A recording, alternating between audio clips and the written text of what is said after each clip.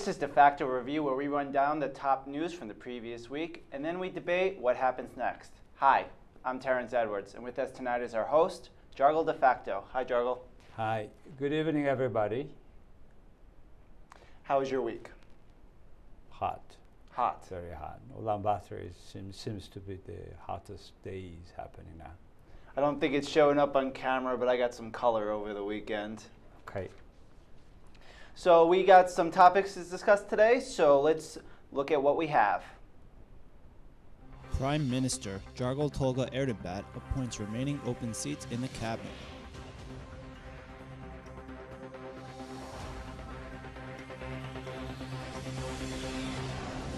Prime Minister Jargal Tolga Erdoğan says he's ready to face tough economic challenges.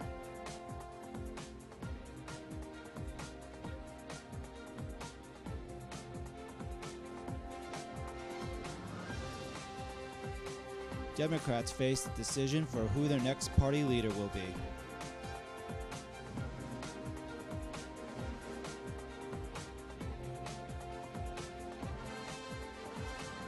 The Tugrik depreciates to a historic low of 2,073 Tugrik against the dollar.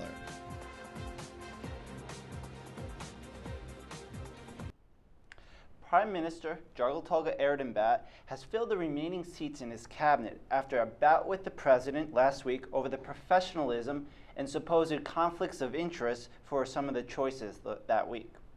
Erdoğan has appointed P. Sergelin as Minister of Food, Agriculture and Light Industry, A. Tugrik as Minister of Health, B. Kanhu as Minister of Energy, and G. Munkfire as Minister of Construction and Urban Development. The seats were left open last week after President Sakia Albadort criticized the first appointments. He has spoken out against the appointment of so-called double-del candidates, which means ministers who are also members of the legislature, the state great hall. 7 of the 16 members of the Prime Minister of the cabinet, which includes the Prime Minister, are members of Parliament. So, Jargal, how would you rate the professionalism of this new cabinet just cobbled together? You know, one of the parliament member, former Minister of Defense from this People's Party, said, frankly, at the parliament session he said, frankly, we have been nominating, we have approved some ministers by broking our party's name and face. This statement says a lot. You know, People's Party is regarded having the most largest amount of professionals who has a specialization, everything. But surprisingly, this one, I think it is not the case of the brightest of this People's Party people come to the cabinet on one side. On the other side, professional cabinet does mean that it will depend on what will be their understanding and approach of the government to the economic issues. If they will continue the bigger participation of government in the economy, then there will be no result, even they nominated any highest or god to the party, the ministers' positions. So that's why I think first of all it's an issue of how much and how deep the state will participate in the economy. So depending on that, we can say professional or not. There are also several large projects we should also have. So-called mega projects. Mega projects, and will the state continue those projects, or the state provides the terms and fair conditions for private sector to continue the projects from the beginning to the end? That'll be key.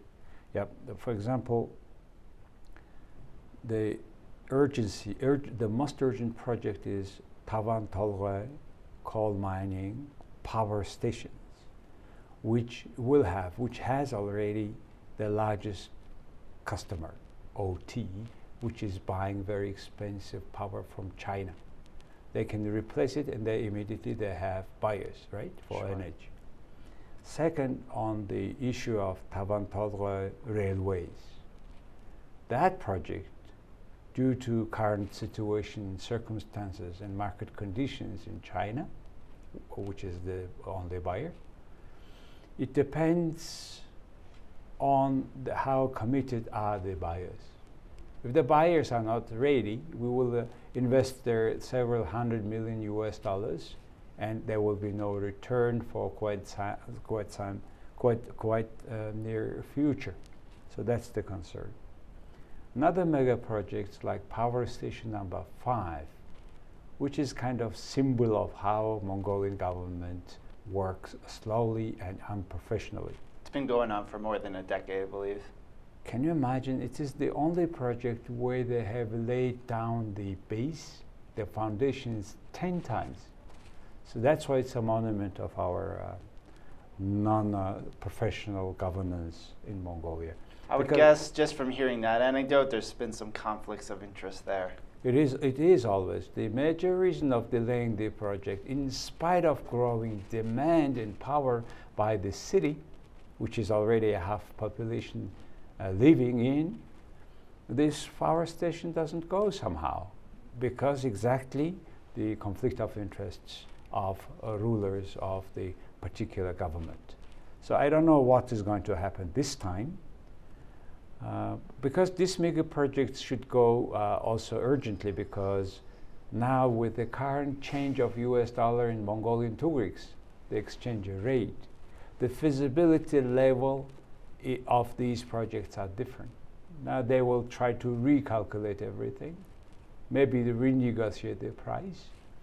And this power station number 5 is a very good case, very clear case how much this Mongolian government should improve their professionalism and their effectiveness. There definitely is a tendency when a new government comes in to scrap everything the old government put in. But when you look at professionalism, one thing that should be put in mind when you consider conflicts of interest is the fact that, so the president argues that it's a conflict of interest for a parliament member also to be a prime minister. But also we can't ignore the fact that when there is a minister who also has assets to that industry, there's also a conflict of interest there. The Minister of Mining has mining assets, as far as I understand, and the Minister of Finance has a wide variety of assets, including property development firms. So that's also to consider. Well, this is very typical for recent years Mongolian government's structure. And it's very hard to compete with your own minister's company in that industry. Yeah. So hopefully, we very much hope that there will be less conflict of interests. But I'm always concerned about that being less or more, because we still don't know where the political party's money for this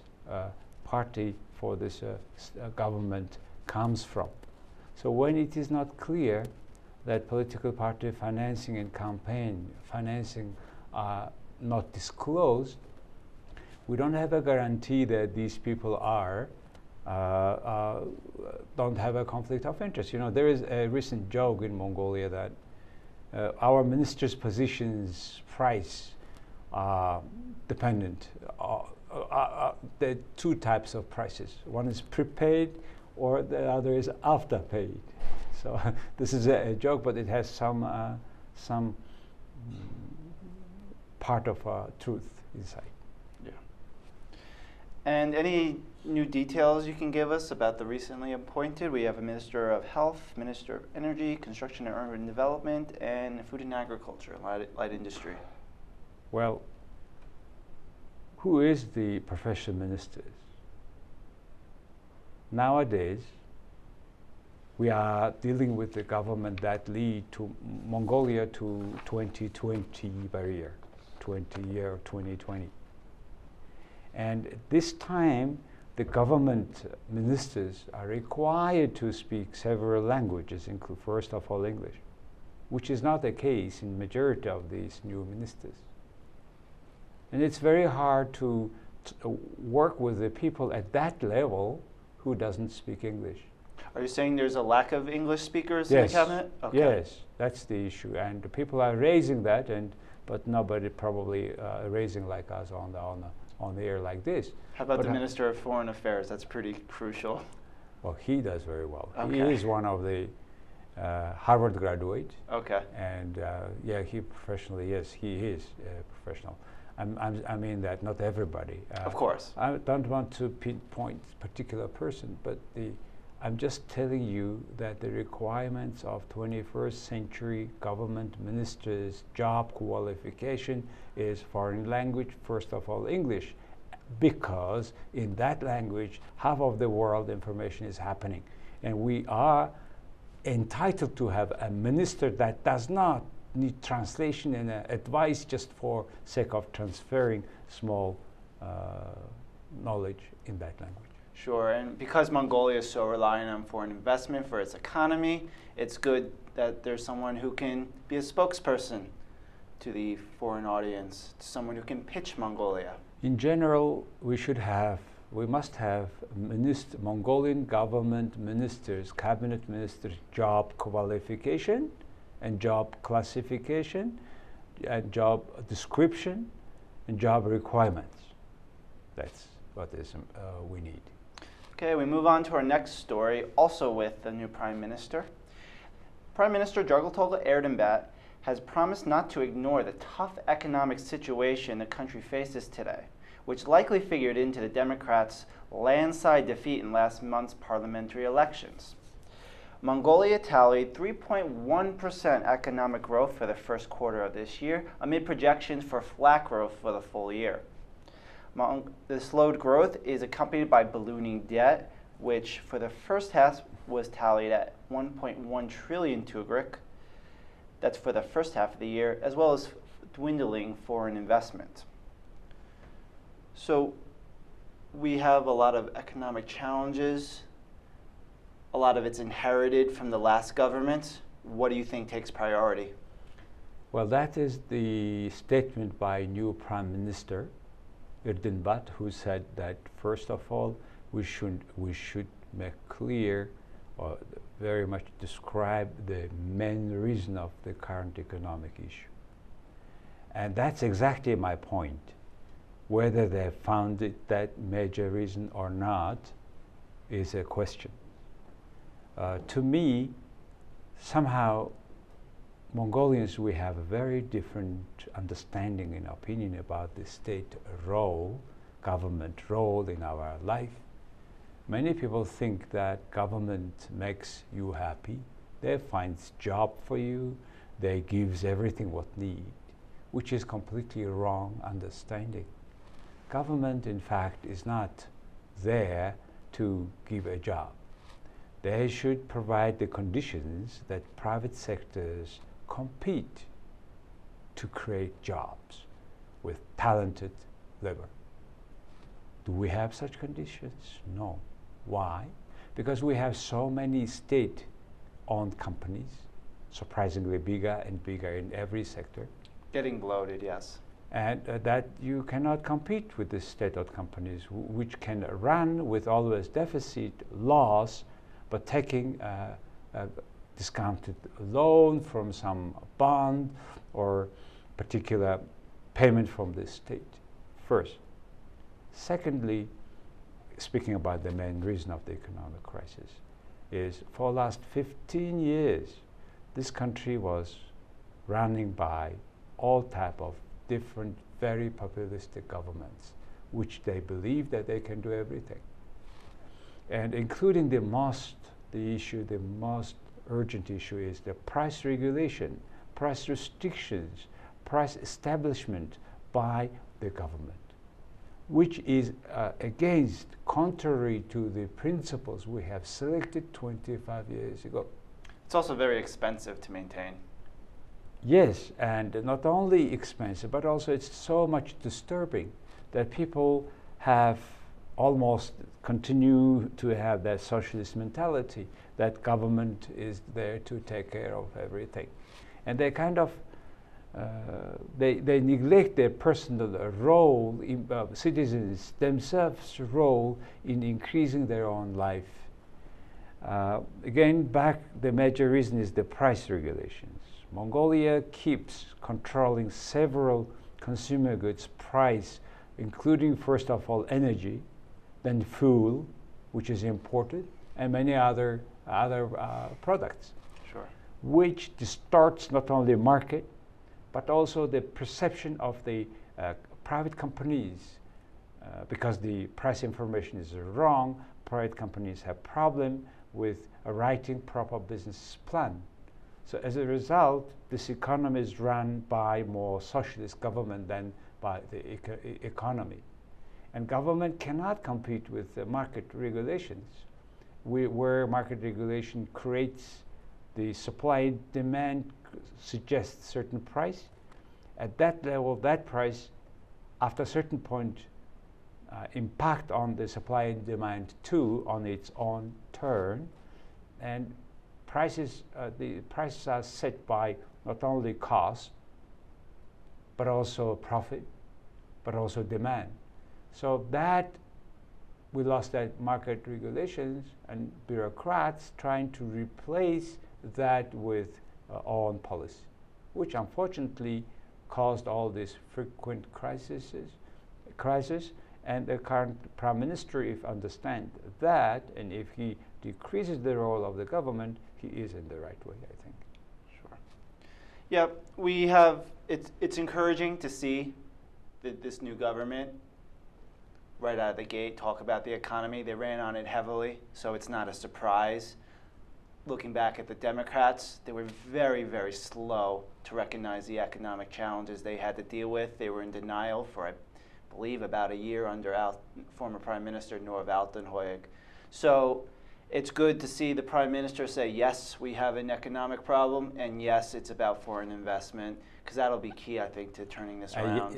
Yet he is to be exact again about the prices, about a lot social care, payments, children money, senior people money, students money, which they are unable to pay anymore with the current situation of budget deficit, which you have described 1.1 billion trillion Tugriks in just first half, and during a year it will be twice more, which is twice more than last 4 years every year annual budget deficit, which is huge. And so why I'm saying without fixing the price, the economy should go better. For example, recently there was an E-Mart, a huge worldwide consumer goods chain came to Mongolia, opened their door last week. Their prices are almost 5 times less than the current market prices, and still they make money, which shows how much Mongolian goods, consumer goods, including food, meat, are distorted, and how much Mongolians are paying way than the market demand, or the market price, the price they pay for their foods. As you can see, you are from New York, Mongolian restaurants are as expensive as American restaurants, and you compare their salaries. So the particular trying to fix prices by the government creates such a distortion of prices, and the government is not, the E-Mart is proving that there was a wrong prices. Second thing, a very important thing, is this so-called discounted mortgage rate, which is 8%. The Democrats wanted to have even 5, even 1. They were ready to do everything, to sell everything just to be elected, and which is impossible because you cannot maintain that discounted 2-3 times less than market rate loan for mortgages. So they have to stop that prices, that program. So whether this government will do, or they will do that, or they will continue that, is an issue of test for this government, whether they can take out or not the country from economic crisis. Okay, moving forward, we're going from the government to the opposition party in Parliament. After a stunning loss in last month's parliamentary election and the resignation of their party chair, the Democrats are set to choose a new figure to lead them forward. About 10 candidates have been put forward as the next chair of the Democratic Party. They are MPs Ya Senjimyatao, S. Erden, D. Erdenbat, and Lovsenvenden Bolt, among others. Also included are the former Mayor Erden Battle, former Justice Minister K. Temujin, G. Bathu, R. Amarjargal, and L. Gantumar. Parliament currently has 9 members belonging to the Democrats, as opposed to 34 in the last government.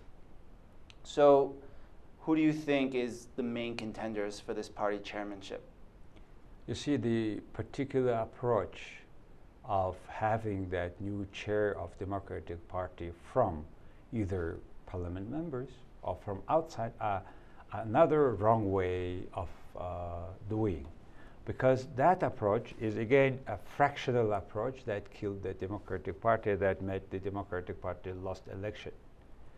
You see, the future of the Democratic Party is the issue of the future of democracy and the future of development of Mongolia. So it is not the indifferent issue for us who are independent, who are not political party members, but the Democratic Party renewal is a key issue for Mongolia. That's why public pays big interest to the change in this Democratic Party. Concerning the changes, there are many candidates who wants to be leaders. Good thing about Mongolia is that everybody wants to be leader. That's good news.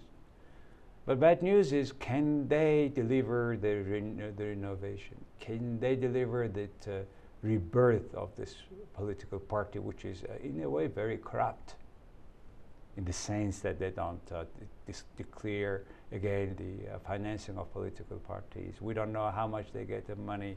The ordinary members even don't know where the money comes in and out and how, and I don't think there is a very clear report on that. But the issue now is it's not matter who is coming, it's what is the principles of selecting that political party leader. I visualize like it is to be like in the US primary. Many candidates come to be a candidate for presidency of the country, like in the US, but they are competing with each other. We're very clear-cut, sharp plans, and people have a chance to see and compare those plans and to understand that person personally. Who is this man? How much he has integrity? How much he is been delivering what he is saying? So that's what is missing in political culture of this country. That is the most needed next step in the political party in the country, and I hope Democrats will do that, and then Democratic Party members and all supporters will have a chance to highlight, to understand, and to vote for the best performance, best leaders of this Democratic Party. And without that way of fair competition among leaders, Democratic Party will not have the right leader. And they will be getting somebody who can make more internal politics, who will make more intrigues inside of their structure, and who will be again another dark horse in the competition, which we don't want. And that's why we hope Democrats will do fair competition for leadership. And they will disclose their political parties' financing.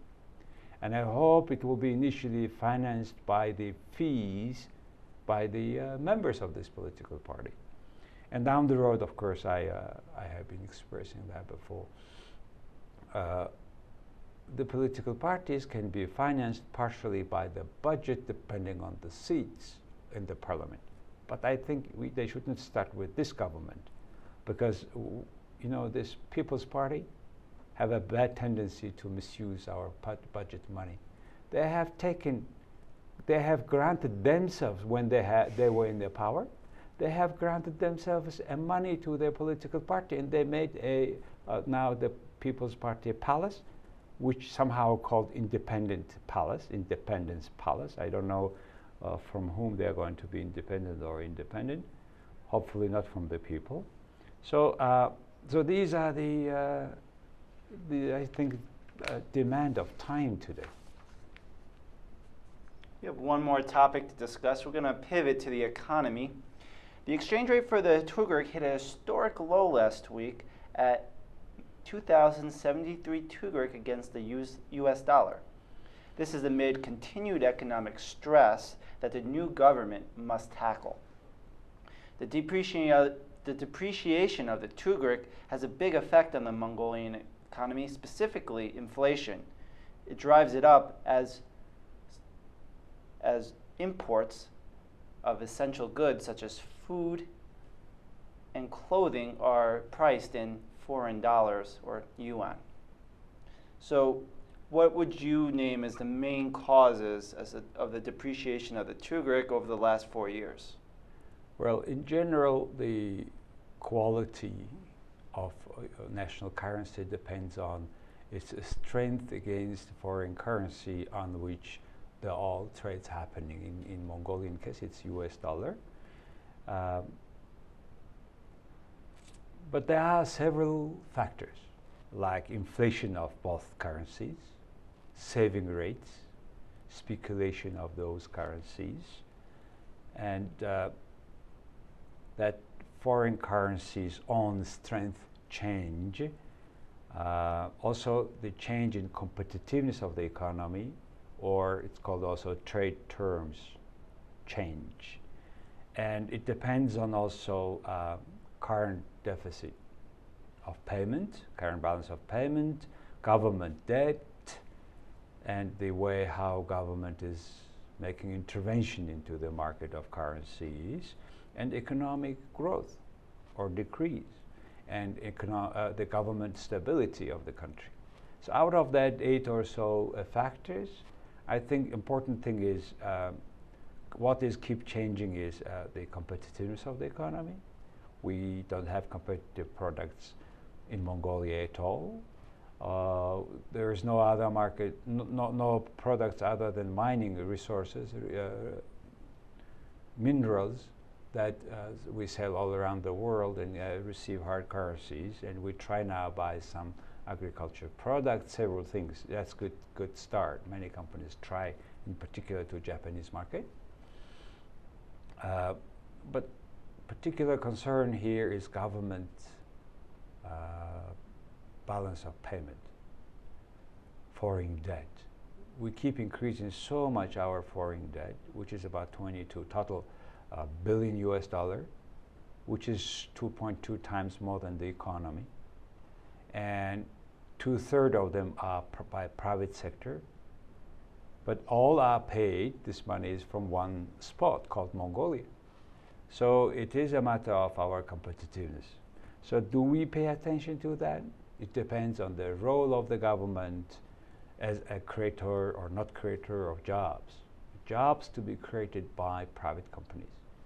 And government should not do the jobs that private companies can do. Government should not regulate prices, we have talked. So we should have, first of all, create sectors without monopoly, including power supply. We have several contracts, including making 2-3 power stations at the brown coal deposits. They have already borrowed up to $1 billion from China. So hopefully it will make power supply competitive, not monopolistic. And also, to have a good Tugrik stronger, we should have a less tax. First of all, the VAT tax, instead of 10%, it should be 3%, and everybody must be paid, for example. This sort of government substantial measures to increase fair competition in the industry, in the economy, is key issue. And cutting the expenses of the government, another key issue, where the government has to cut all these unpopular programs. Popular programs, but too expensive programs.